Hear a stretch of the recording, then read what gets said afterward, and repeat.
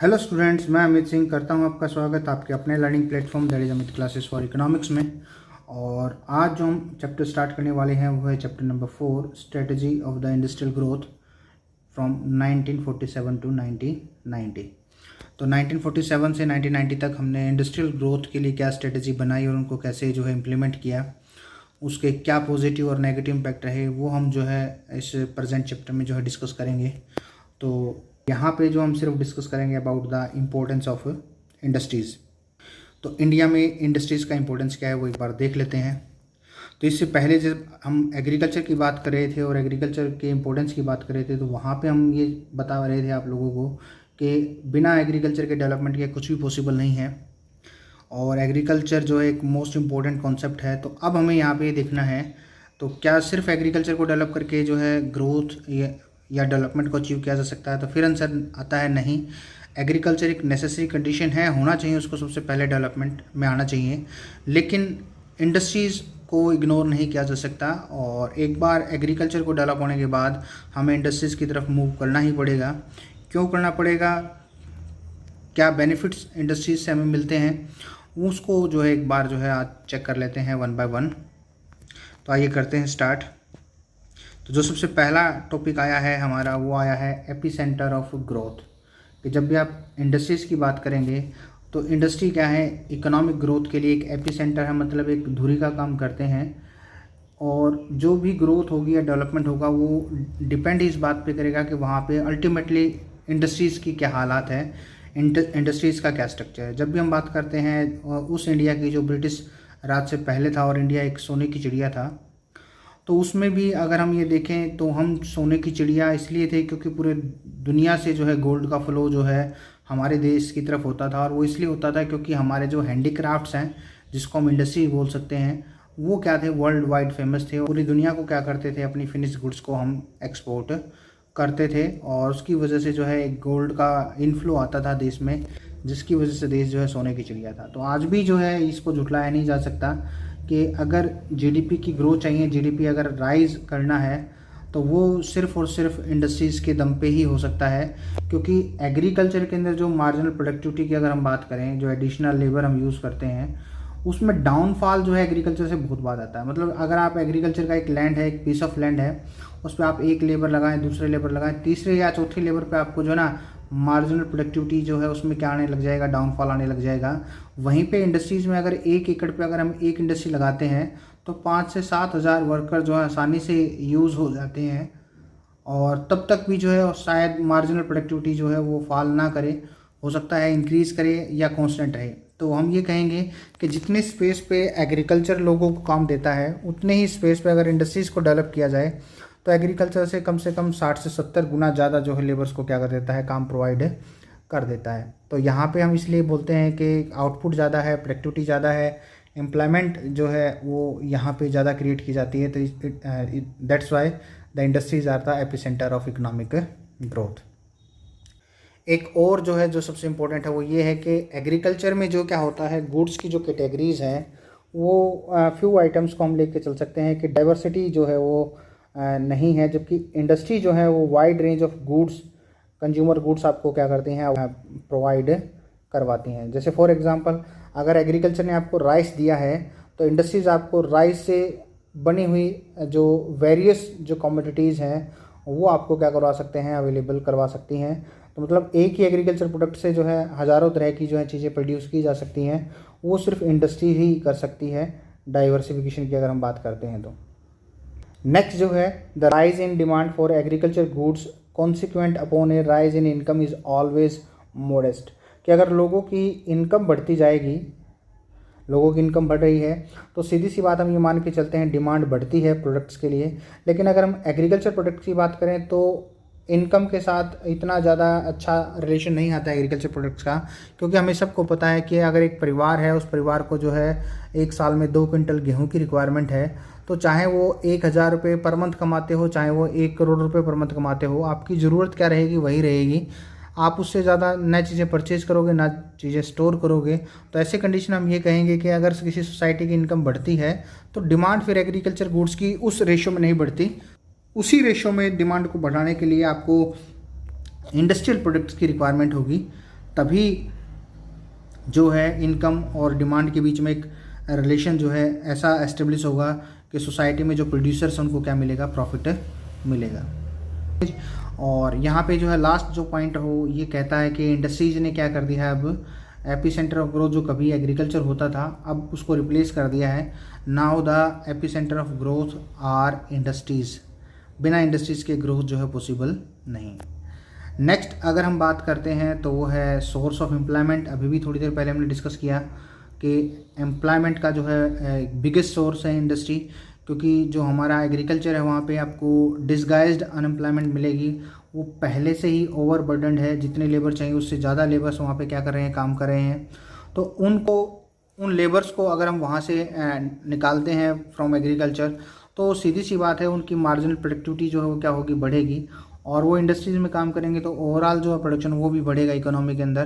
तो हम ये कह सकते हैं कि भाई जो फार्मिंग सेक्टर जो रिलीज़ करने वाला है लेबर, उसके लिए जो अगर हम कहें कि डिमांड क्रिएट होगी एम्प्लॉयमेंट के लिए या लेबर के लिए, तो वो इंडस्ट्री ही क्या जो है इम्पोर्टेंट रोल जो है प्ले करेंगी। ठीक है जी। तो एपी सेंटर ग्रोथ की बात करें या फिर जो है सोर्स ऑफ एम्प्लॉयमेंट की बात करें, इंडस्ट्रीज़ को इग्नोर नहीं किया जा सकता। नेक्स्ट जो आता है वो आता है source of mechanised means of farming. मतलब फार्मिंग के लिए जो आपको मीन्स चाहिए, चाहे ट्रैक्टर की बात करें चाहे हार्वेस्टर्स की बात करें, मतलब चाहे आप छोटे से छोटे सिकल से लेके हार्वेस्टिंग जो मशीन है वहाँ तक आप बड़ी से बड़ी मशीन तक बात कर लें, सभी जो चीज़ें हैं वो कहाँ प्रोड्यूस होती हैं, वो इंडस्ट्रीज़ में प्रोड्यूस होती हैं। मतलब अगर इंडस्ट्रीज़ हैं तो एग्रीकल्चर की ग्रोथ जो है वो श्योर है। अगर इंडस्ट्रीज़ नहीं है तो एग्रीकल्चर के लिए ये बेसिक जो कैपिटल गुड्स हैं ये अवेलेबल नहीं होंगे और उसका जो एग्रीकल्चर की प्रोडक्टिविटी पे क्या पड़ेगा, एक बुरा असर पड़ेगा। तो हम यहाँ पे ये कह सकते हैं कि इंडस्ट्री अगर डेवलप्ड है तो श्योरली जो है एग्रीकल्चर भी डेवलप्ड होगा, क्योंकि जो HYV सीड्स हैं वो आजकल जो है वो इंडस्ट्रीज़ का जो है मैटर बन चुके हैं। अब वो फार्मिंग या खेतों में जो है उन सीड्स को हम प्रोड्यूस नहीं कर पाएंगे। तो यहाँ पे हम कह सकते हैं कि इंडस्ट्री जो है वो एक बड़ा इम्पॉर्टेंट सोर्स बन गए हैं for the development of agriculture.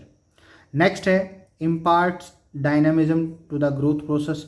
जब भी हम एग्रीकल्चर की बात करते हैं तो हम एक प्रिमिटिव एज की बात करते हैं, हम उस एज की बात करते हैं जहाँ पे नीड्स जो है आपकी कम से कम है और आप सिर्फ बेसिक जो गुड्स हैं, फूड ग्रेन है, पल्सेस हैं, कुछ क्लोथ्स, उनको आप क्या करेंगे लाइफ में यूज़ करेंगे। लेकिन फिर भी अगर मैं बात करता हूँ कि कॉटन से क्लोथ अगर प्रोड्यूस किया जाएगा तो वो किस में प्रोड्यूस किया जाएगा, वो इंडस्ट्रीज़ के थ्रू प्रोड्यूस किया जाएगा। व्हीट से अगर हम फ्लोर बनाएंगे तो वो किस में होगा, वो इंडस्ट्रीज़ में होगा। मतलब अगर एग्रीकल्चर ही है और इंडस्ट्री नहीं है तो फिर जो है आपका क्वालिटी ऑफ लाइफ क्या मिलेगा, वो कम मिलेगा।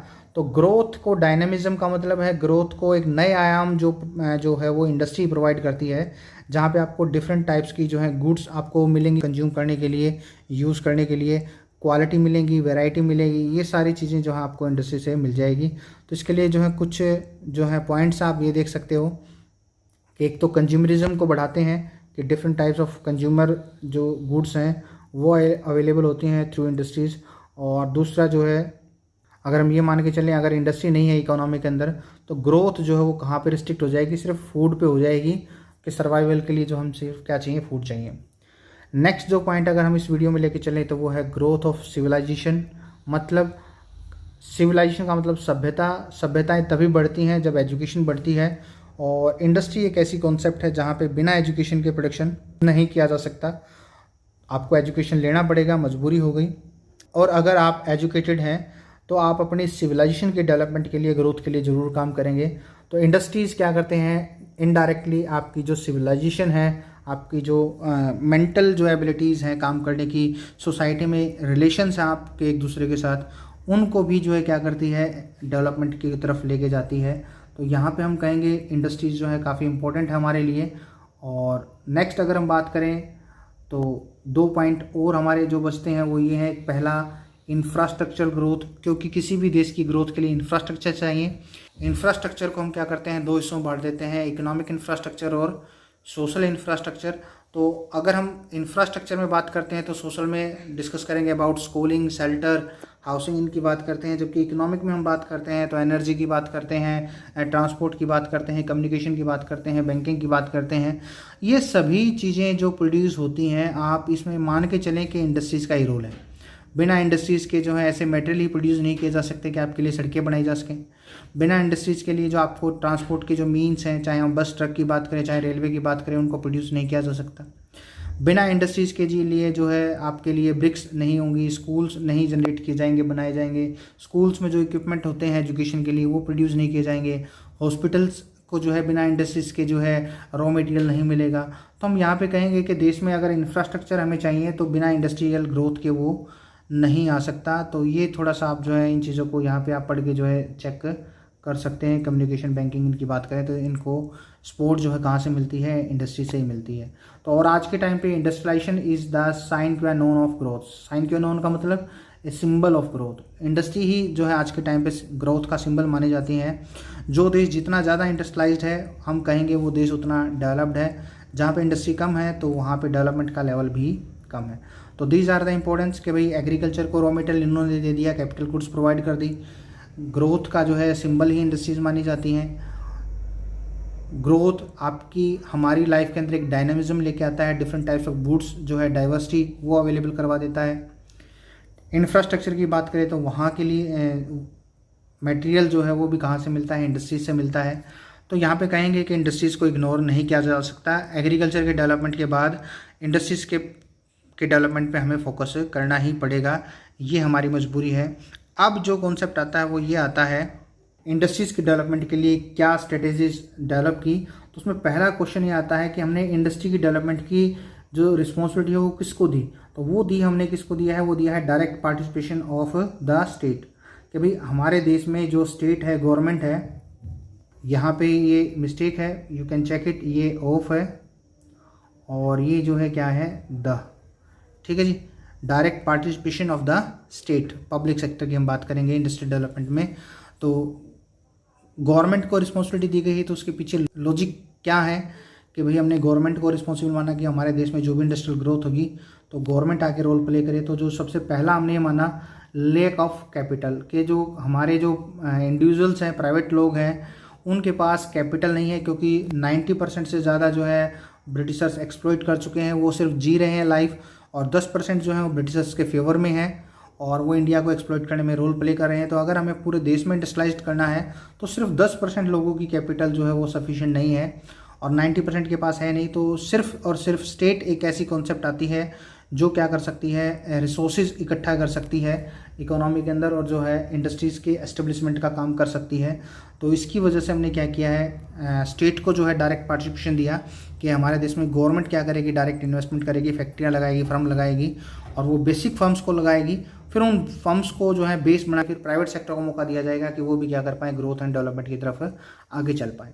नेक्स्ट जो आता है पॉइंट वो आता है हमारा लो इंड्यूसमेंट टू इन्वेस्ट, कि जो लोग जो हैं उनके पास इंड्यूसमेंट टू इन्वेस्ट नहीं है। इंड्यूसमेंट का मतलब होता है प्रेरणा, कि वो इन्वेस्ट करना ही नहीं चाहते। इसकी वजह क्या है, इसकी वजह ये है कि एक लो डिमांड है इकोनॉमी के अंदर, क्योंकि लोगों के पास इनकम नहीं है। इनकम नहीं है तो वो परचेज नहीं करना चाहते, परचेज नहीं करना चाहते तो जो भी प्रोड्यूसर बनाएंगे वो अनसोल्ड रहेगा, अनसोल्ड रहेगा तो प्रोड्यूसर्स को लॉस होगा, लॉस होगा तो वो प्रोडक्शन ही क्यों करेंगे। तो ये एक विशियस सर्कल चलता है इकोनॉमी के अंदर, जिसको हम लो डिमांड जो है या लो इनकम जो है बोलते हैं, या पॉवर्टी का विशियस सर्कल बोलते हैं, जो इकोनॉमी के अंदर डिमांड जनरेट नहीं कर होने देता। और अगर इकोनॉमी के अंदर डिमांड नहीं है गुड्स एंड सर्विसेज की तो लोग इन्वेस्टमेंट ही नहीं करेंगे, प्राइवेट सेक्टर वाले। तो ये एक जो है इकोनॉमी के अंदर जो है दिक्कत थी हमारे, जिसकी वजह से हमने जो है गवर्नमेंट को मेन रोल दिया कि आप आएँ और क्या करें, इन्वेस्टमेंट करें। थर्ड जो है हमारा प्लान का ही टारगेट था कि जो हमारी ग्रोथ है विद सोशल जस्टिस होनी चाहिए, जिसमें इक्वलिटी जो है वो सबसे इम्पोर्टेंट रहेगी। सोसाइटी का हर सेक्शन जो है वो क्या करे, जीडीपी में कंट्रीब्यूट करे। इंक्लूसिव ग्रोथ का जो है हमारा सपना रहा था, जिसकी वजह से अगर हम गवर्नमेंट को ही जो है क्या कर पाए, मेन रोल दे पाए। क्यों? क्योंकि अगर हम प्राइवेट सेक्टर को रोल देते तो वो 10% लोग वो थे जो जिन्होंने इंडियन इकोनॉमी को एक्सप्लॉइट किया था। तो अभी भी कोई गारंटी नहीं थी कि वो एक्सप्लॉइट इंडिया को ना करें, वो कर सकते थे क्योंकि उनकी हैबिट में ऐसा था।